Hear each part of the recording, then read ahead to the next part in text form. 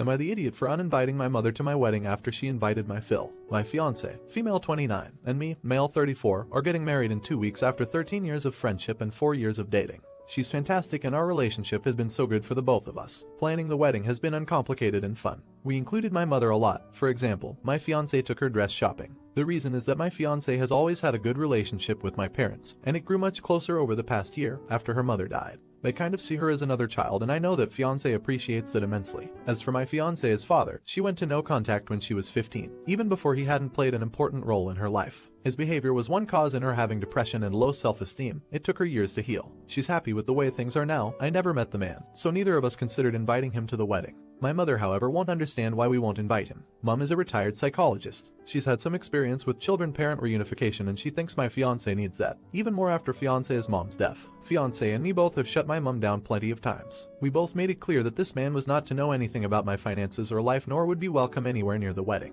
For a while, my mom shut up. My mom doesn't know fiance's father. The other night we had dinner with my family. My mom had an announcement. Apparently she looked my fiance's father up and went to see him. Then she invited him to our wedding. She seemed so pleased. My family was appalled and angry. They all know what has happened. My fiance somehow remained calm and told mom how inappropriate that was. How mom hurt my fiance terribly by stepping over the one boundary she ever had. How fiance had lost all her trust in mom after this. I then uninvited my mom and we left. Fiance only broke down at home. My mother's also been inconsolable since and called me dozens of times, but I haven't picked up yet. Fiance feels unsafe to have the wedding if there was a chance that her father might show up. We might just cancel the whole thing. My father, who's not condoning any of my mother's actions, thinks I should talk to mom, hear her out. My siblings agree that uninviting her was too drastic. I just saw the distress my mother had caused my fiance and got angry all over again. So am I the idiot? A WTF for sticking to our decision. Edit. This is a throwaway account, obviously edit too. This really blew up, didn't it? Thank you all for your advice and perspective. It's truly heartbreaking how many of you have estranged relatives and can relate to this. I'm sorry. I met my dad earlier. He's really sorry for what my mom did and how he'd pushed me to listen to her at first. I told him that my fiance was the person hurt in this, that it was really up to her. Dad did offer to cover additional costs we might have now. Both siblings called individually to apologize to fiance as well.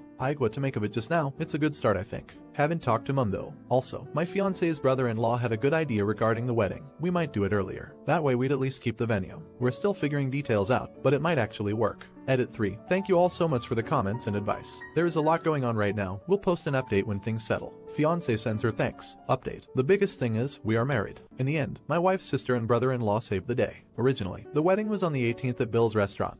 That was the date and place where we went from friends to dating 5 years ago. On the day of the opus, the wife went to see her sister. They suggested having the wedding a week earlier, on the 11th. It felt like the best option. Brother-in-law was willing to do the work, because wife is like a sister to him. His team and he got a generous tip from my dad. Wife, sister-in-law, brother-in-law, and I told all the guests to save my family from the date change. Wife didn't want to tell people why. Amazingly, everyone made it work except for 3 people. My family was told the morning of the wedding, just to make sure the wife's father would not have time to come to the wedding, as he lives 15 hours away from us. My family didn't complain because they knew that they messed up. It was all a bit stressful, but my wife felt like a spy on a mission and had fun with it. I was glad to see her get excited again. And there was no sign of her father at the wedding, so I guess mom finally listened. In the week before the wedding, we met my family to talk several times. These were long talks. Why did my mom do it? She just thought she knew better. No excuse other than arrogance. They all apologized. My wife said, one family torn apart by her father's actions was enough. She insisted that they were invited. So that was that. However, we made it clear that contact with her father would be punished much harder in the future, especially when it comes to children. It's forgiven but not forgotten, I guess. As to what my wife's father found out from my mom, apparently not much. He knew a bunch already, from my wife's eldest brother. Mom filled in the gaps. That brother is the only of my wife's siblings that was still in touch with their father. Brother and wife were on thin ice before that already for many but different reasons. Yes, we let that brother attend the wedding, mostly because we didn't want more drama. But we'll tackle that when the wife feels ready to do so. We did have a honeymoon to get to first. All in all, I think we are fine. Wife is still very hurt, more so by her brother's actions now. With my family, we'll work on it. The imminent threat is dealt with, now we start fixing the damage. Through it all, my wife was amazingly calm and reflected. It made me much more grateful that I got to be with her, not the idiot. It's disturbing that your mother was a psychologist. I can't imagine how much damage she's done to vulnerable people during her career. If I were your wife, I wouldn't trust her in the slightest ever again. She rang a bell she can't run, and once trust is broken, it's nearly impossible to repair it. I'm just appalled that your mother was actually a psychologist, not the idiot. Gonna vent for a second. I can't stand people who behave like your mother did. I work with people who don't seem like they were ever taught the meaning of no and only respect boundaries once they find out the consequences of overstepping them.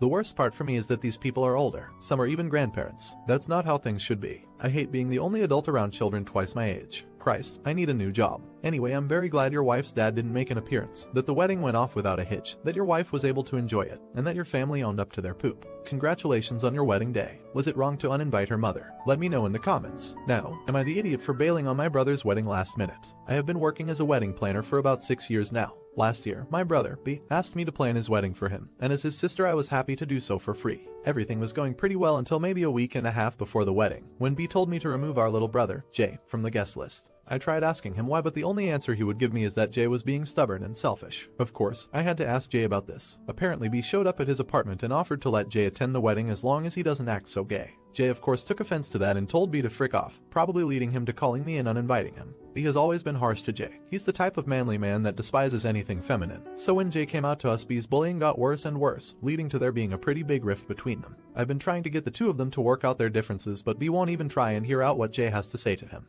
I decided that uninviting Jay to the wedding was the last straw and that I'm not going to keep helping B if he's going to continue to act like an idiot to our own little brother. So I sent B all the info for everything I planned at that point. The contacts for the venue, the catering, decorations, everything. Then I told him that if he's going to keep treating Jay like poop, then he should plan his own wedding because I'm not going to. B told everyone that I bailed on him last second, and that the wedding would have to be postponed because of me. As you'd expect, people were mad. Relatives were bombarding me about how important this would be for B, and how I'm ruining an important milestone in his and his girlfriend's life. When I tried to explain myself, I got people telling me that I shouldn't have done something so drastic over a petty squabble between brothers. Am I the idiot? Update. It's been about 5 days since B told our family I bailed on him, and a few new things have popped up. Mainly, B's fiancée has told everyone that it was her who decided to postpone the wedding, and it's not because they couldn't finish planning. She said that this current situation with Jay has brought up some past issues in their relationship, and that she needs more time to talk to B about it and reflect before fully committing to marrying him. One of the few times I've ever seen B express vulnerability is with his fiancée. I'm hoping that she can be the one to talk some sense back into him, and hopefully even talk through his hatred of Jay. I've seen some comments say that B coming to Jay's apartment to invite him shows that B really does care about him being there. I thought I should at least tell Jay that, even if it may be untrue.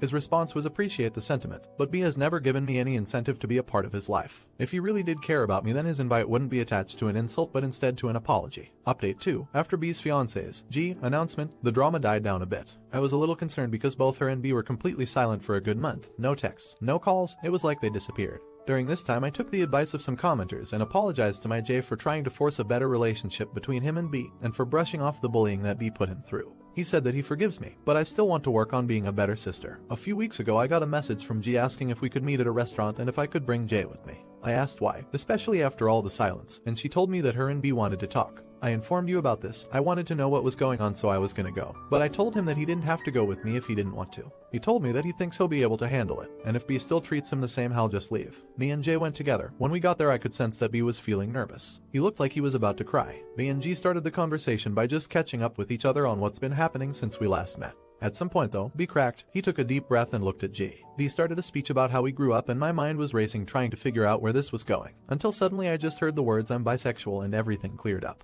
B went on to talk about how he felt he needed to hide this his whole life. He was envious towards Jay for being able to express himself so openly, which led him to start bullying Jay and pushing him deeper and deeper into the closet. It ended with him apologizing to Jay and asking for forgiveness. Jay was quiet for this whole talk until he felt it was his turn to speak. He said, B, I hear you, I know where you're coming from. I understand where you're coming from, but none of that excuses the poop you've put me through since we were teens. I can and will try to forgive you, but it's going to take a lot of effort on your end. The rest of the night was a bit of a blur for me. There was alcohol involved, but I do recall B and Jay cry hugging by the end, which I was very glad to see. Jay says that there's still a bit of awkwardness between the two of them, but with time he thinks he might just see B as his nice older brother again. As for the wedding, it's back on but with an undecided date as of right now, and yes, Jay is going to be allowed in this time.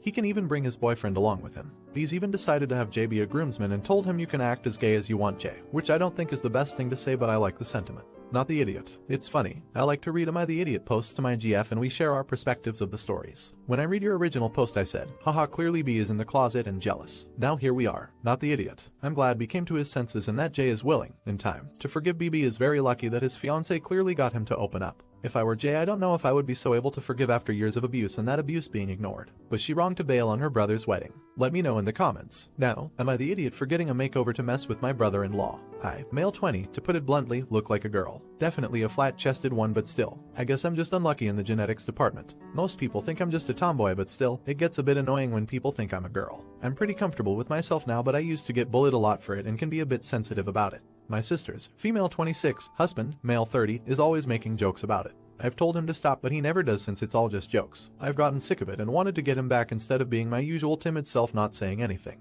I went out of my way to get some friends and younger sister to give me a makeover a little before they were to come over. Basically make me look as girly as possible. They did a pretty good job and turns out if I'm all made up I look a lot like a younger version of my older sister. When they came over I made sure to act as girly as possible. He was visibly very uncomfortable so I was definitely winning this one. They left very early and I got a text from my sister calling me an idiot for making her husband uncomfortable. She told a few family members but most are on my side but a few think what I did was childish and in idiot territory. Am I the idiot at it? Got a text from my sister that I'm a giant piece of poop and ruining her marriage. I don't think I will be seeing them anytime soon but just in case I'm going to try and have a proper conversation with my parents about everything and see if we can not have them in the house for a while. Since I only pay rent to live with them I don't really get a say but I hope my parents can support me. Update, it's been a wild few days. I had a sit down with my parents and had a big talk about my feelings. They agreed that my sister's husband wouldn't be welcome in the house anymore. The only reason they didn't do or say anything about it is because they thought it didn't bother me and know I'm a tough cookie. They apologized for that and said they would speak out more in the future if anything like this happens again. My older sister had been texting me a lot calling me all sorts of names saying I'm ruining her marriage. She also visited yesterday and as soon as she came into the house she started screaming at me and things got heated.